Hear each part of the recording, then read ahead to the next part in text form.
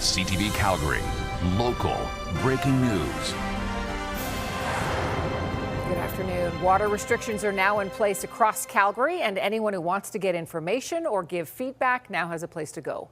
Today, the mayor opened the Community Resource Centre in the Bowness Community Association.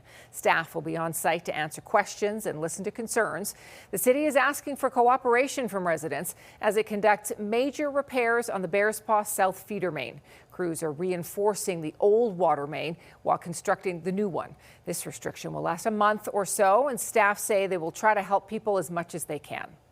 We are part of the project team. We meet daily to speak with all the great folks at the city who are working on this project, so we'll share that feedback with them. And if we have questions that we don't have the answer to, then I can reach out to those same experts and get them the information they need.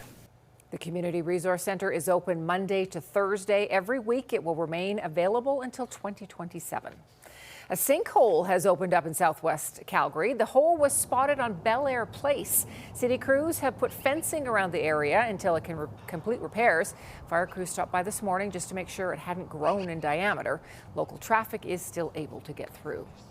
Fire prompted the evacuation of a downtown hotel. It happened around 8 o'clock this morning at the Sandman on 7th Avenue Southwest. The fire department says there was heavy smoke coming from the parkade that was also seeping into the lobby. The hotel's sprinkler system put out the fire. The fire department has determined that blaze started in the parkade. Our crews made entry down to the parkade, determined that there were some contents on fire there, confirmed it was completely extinguished. We did get multiple triggers of alarms on different floors, so we sent crews to search every floor just to confirm there's no other fire. Everyone was allowed back inside about 2 hours later. Firefighters battled a fire on the west side of Airdrie this morning. Video from a CTV News viewer shows a carriage home, a garage with living space above, engulfed in flames on Channelside Drive. The Airdrie Fire Department says the building was a total loss, and nearby structures do have some damage, including melted siding, and 2 vehicles in the garage were also destroyed. No one was hurt. The department says it was responding to several other calls at the time, and it's thanking firefighters from Rocky View, Crossfield, and Calgary for assistance. Police are investigating after someone set off firecrackers in Chinook Centre. It happened around 3:30 Sunday afternoon. Many inside the mall thought the loud bangs were gunfire and they ran for the exits. Police say they have reviewed CCTV footage and they are still searching for suspects. The price of oil is on the rise again because of the war in Iran. West Texas Intermediate is now just under $100 US a barrel. While higher oil prices could help offset Alberta's deficit, it's not as good for consumers. The cost of many goods will be rising, and as you have probably already noticed, the price of gas has skyrocketed. The last time gas prices were this high, the province offered a fuel tax relief. On her radio call-in show this weekend, the Premier says the threshold for the program has not been reached yet.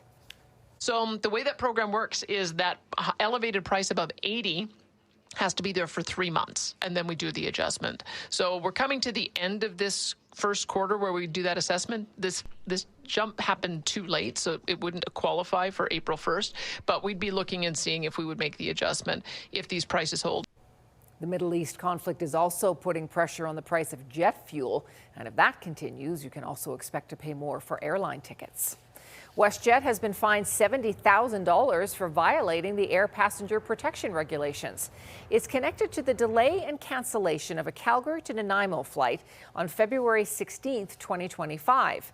APPR says WestJet failed to provide passengers with a reasonable amount of food and drink. It also didn't offer passengers hotel accommodation or transportation to and from the airport. WestJet has until April 7th to appeal. Alberta's energy sector participated in a fundraiser over the weekend aimed at keeping STARS Air Ambulance flying. Organizers were hoping to raise more than $1.8 million toward critical care transport missions across Western Canada. STARS was founded more than 4 decades ago, and since its inception has carried out more than 60,000 missions. Assisted Living and Social Services Minister Jason Nixon spoke at the gala, recounting the day STARS was there for his family. Let me tell you, when I could finally see that little red dot on the horizon, it was a good feeling.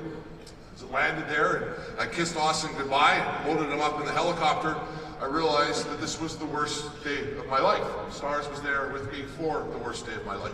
Their stories are just so important and moving, and they very much ground and center us as to why we do what we do every day.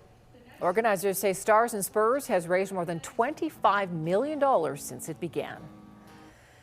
Thank you for joining us. We'll have more on the day's top stories coming up tonight on CTV News at 5 and 6 or anytime online at ctvnews.ca.